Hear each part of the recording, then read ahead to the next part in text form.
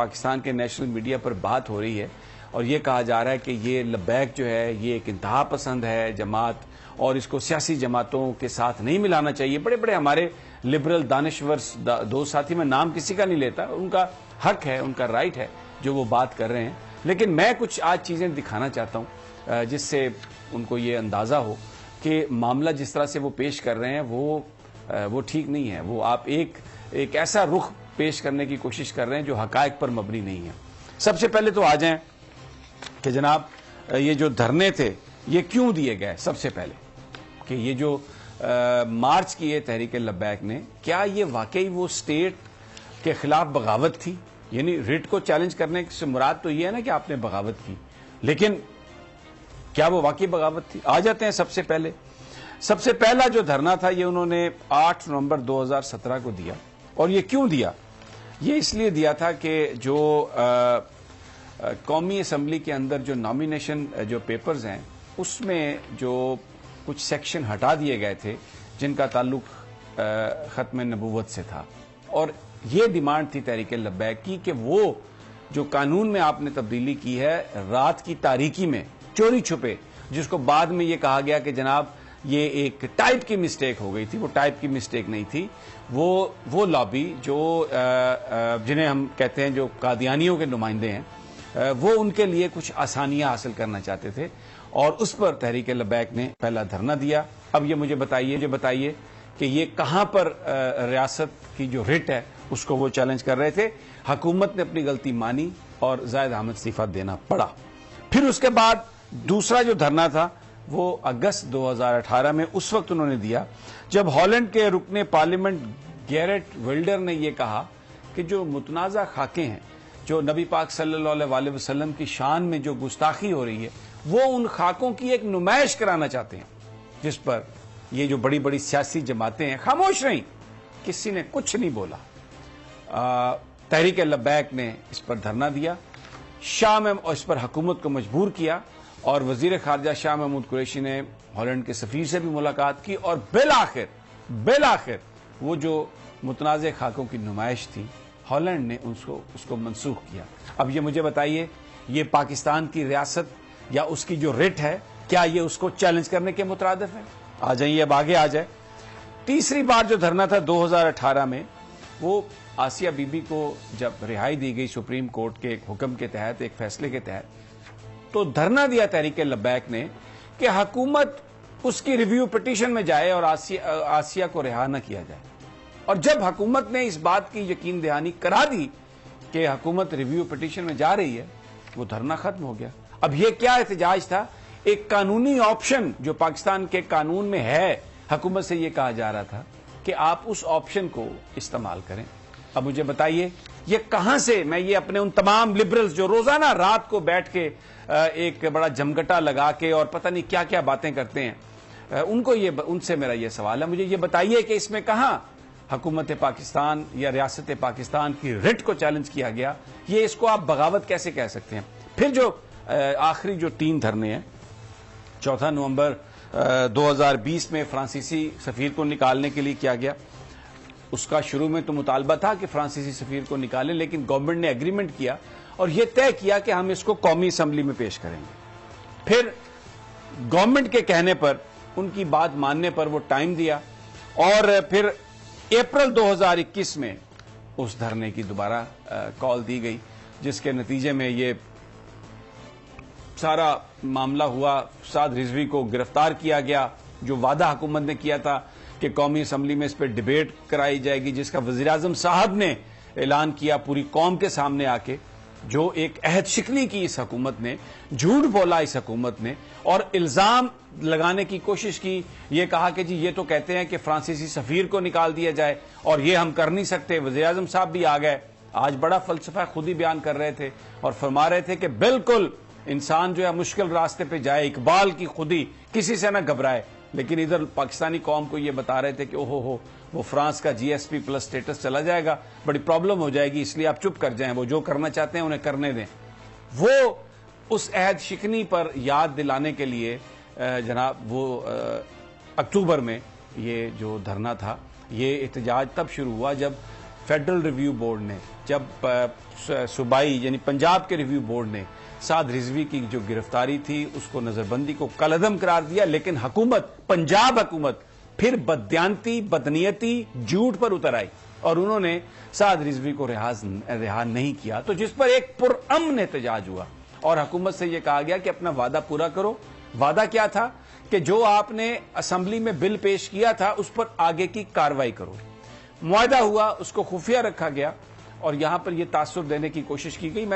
मुझे बड़ी हैरत है, वो बड़े काबिले एहतराम हमारे जो हमारे साथी, वो इस कदर भोंडे अंदाज में गुफ्तगू कर रहे थे और ये कह रहे थे कि ये अगर फ्रेंच सफीर का असल नुक्ता था, अगर उससे पीछे हटना था तो फिर ये एहतजाज की क्या जरूरत थी, ये तो नबी पाक सल्लल्लाहु अलैहि वसल्लम का नाम लेके आपने सियासत की। यानी जो वो इल्जाम लगा सकते थे उन्होंने इल्जाम लगाए इस तहरीक को, जो एक सियासी तहरीक है, इसलिए कि ये अलामा ही कहते हैं कि अगर आप दीन को सियासत से जुदा कर दें तो फिर वो रह जाती है चंगेजी।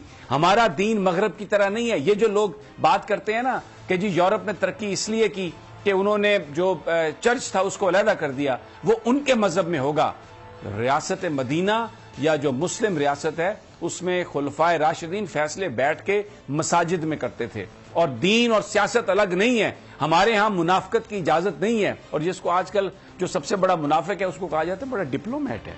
ये तो बड़ी कमाल की बात है, ये बड़ा सियासतदान है। ये हमारे दीन में इस बात की इजाजत नहीं है। सच, हकीकत और ये जो कहानी के जी आप ये इन जत्थों के आगे, ये जत्थे नहीं है। 23 लाख वोट लिए इन्होंने पाकिस्तान के इलेक्शंस में और अब खतरा ये है कि आने वाले इंतखाबात में अब ये पॉलिटिकल पार्टी के तौर पर ये एक्ट करेंगे तो इन्होंने एक मैसेज दे दिया है कि हम कभी यू टर्न नहीं लेते। हम जिस बात पे खड़े हैं, मेरे आका मोहम्मद मुस्तफा सल्लल्लाहु अलैहि वसल्लम की नामूस, और वो नामूस सिर्फ खाकों तक महदूद नहीं है, मैनिफेस्टो है। रियासत मदीना जो नबी पाक सल्लल्लाहु अलैहि वसल्लम ने और खुलफाए राशिदीन ने कायम की, सादा, कोई उसमें कॉम्प्लिकेशन नहीं है, कोई मुनाफकत नहीं है, कोई झूठ नहीं है, सीधी सीधी मेरिट पे बात हो, लोगों के सामने बात हो।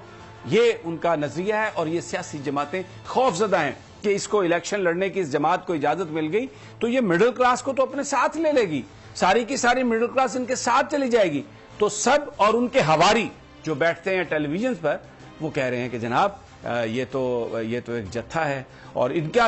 अच्छा, फिर एक और बात करते हैं, आज मैं एक्सपोज करूंगा। सब कहते हैं कि जी इनका जो एहतजाज है वो सियासी जमातों के एहतजाज से मुख्तलिफ है और ये जो लोग हैं ये बड़े इंतहा पसंद हैं और साद रिजवी के बारे में जो बातें फैलाई गई की गई। एक छोटा सा मोन्टाज है। सबसे पहले मैं साद रिजवी के हवाले से जो हमने एक मोन्टाज बनाया, मैं चाहता हूं कि आप जरा गुफ्तगू सुने, लहजा देखें। पंजाब की भी जबान है, उर्दू भी है, इकबालियात हैं। आइए देखते हैं ये मोन्टाज। कहता तेरी निगाह से सीनों में दिल कांपते थे, खोया गया है तेरा वो जज्बे कलंदराना। कोई बात नहीं, जो मर्जी कर लवो, सारा कुछ भी तुसी ले जावो। इकबाल कहता अब तेरा भी दौर आने को है फकरे गजूर कि खा गई रूहे फरंगी को हवाए सीमो दर। इकबाल कहता परेशान ना हो, इस्लाम नू सारे रल के भी दबान, हुजूर दी जात उते सारे मिल के भी आ जान, एक कर कुछ नहीं सकते। मैं कह जी अल्लामा इकबाल क्यों? कहता निकल कर सहारा से जिसने रूमा की सल्तनत को उलट दिया था, सुना है कुदसियों से मैंने कि वो शेर फिर होशियार हो। इकबाल की शायरी है।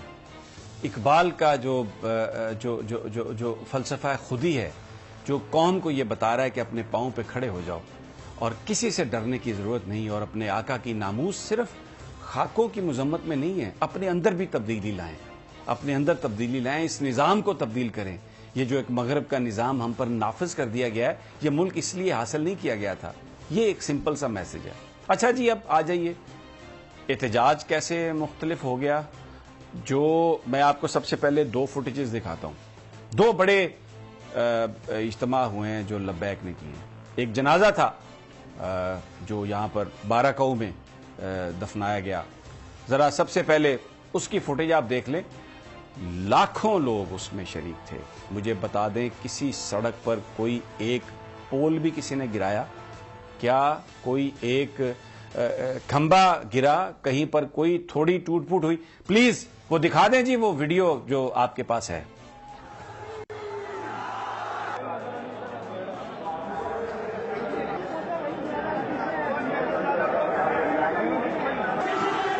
ادھر سے گزرتا ہوا بارہکہو میں گیا اور یہ پھولوں کی پتیاں ہیں, کسی کے ہاتھ میں لٹھ نہیں ہے. یہ وہ لوگ ہیں, یہ لاکھوں لوگ ہیں, یعنی یہ میں کوئی 2, 4, 5 لاکھ لوگوں کی بات نہیں کر رہا. یہ وہ لوگ ہیں, حد نگاہ تک لوگوں کا ایک سمندر ہے جو ایک ریئیکشن ہے. یہ ریئیکشن جو ظلم ہو رہا ہے, یہ ریئیکشن جو اس وقت ملک میں ناانصافی ہے, یہ اس کے خلاف ہے. یہ آپ نے دیکھا. اب آ جائیے جی, اب میں آپ کو ایک دوسرا خادم حسین رضوی, جب ان کا انتقال ہوا ہے, لوگ بڑی یہ باتیں کرتے ہیں, یہ سیاستدان, ان کے تو مقدر میں ہی نہیں ہے اتنے لوگ, اور یہ ان کا آپ جنازہ دیکھیں, ان کے لیے لوگوں کی محبت کس لیے تھی. خادم حسین رضوی کے لیے محبت اس لیے تھی کہ یہ میرے آقا محمد مصطفیٰ صلی اللہ علیہ وسلم کا نام لیتے تھے. دیکھیے یہ کراؤڈ دیکھیں, اس جنازے میں بھی کتنی بڑی تعداد ہے لوگوں کی. یہ کسی مقدر والے کے نصیب میں یہ چیزیں ہو سکتی ہیں, اور کہیں پر کوئی تشدد نہیں, کہیں پر کوئی وائلنس نہیں. یہ لاکھوں لوگ, یعنی یہ 40-50 لاکھ سے بھی زیادہ لوگ ہیں, آپ گن نہیں سکتے. پورا لاہور امڑ آیا, پورا پاکستان امڑ آیا. کس کے لیے؟ میرے آقا محمد مصطفیٰ صلی اللہ علیہ وسلم کے نام کی برکات ہیں. اور اگر قوم اس نام پر اگر آج اکٹھی ہو جائے اور یہ فیصلہ کر لے کہ ہم نے کسی کے آگے نہیں جھکنا, یہ کیا بیچتا ہے فرانس اور کیا بیچتا ہے یہ کوئی جذباتی بات نہیں ہے. آپ کو سینکشنز لگی تھی جب آپ سے یہ کہا گیا تھا کہ آپ نیوکلیئر بلاسٹ نہ کریں, لیکن اس وقت بھی آپ نے سروائیو کیا. اور آپ یقین کریں, اگر آپ ایک میسج دیتے ہیں سچائی کا اور یہ کہتے ہیں پوری اقوام کو کہ آپ ہمارے معاشرے کو, ہمارے پیغمبر کو, ہماری اقدار کو, ہمارے کلچر کو مت چھیڑیں, چھوڑ دیں ہمیں تنہا, and we can survive alone, تو یقین کریں اس قوم میں اتنی پوٹینشل ہے کہ ہم یہ سب کچھ کر سکتے ہیں.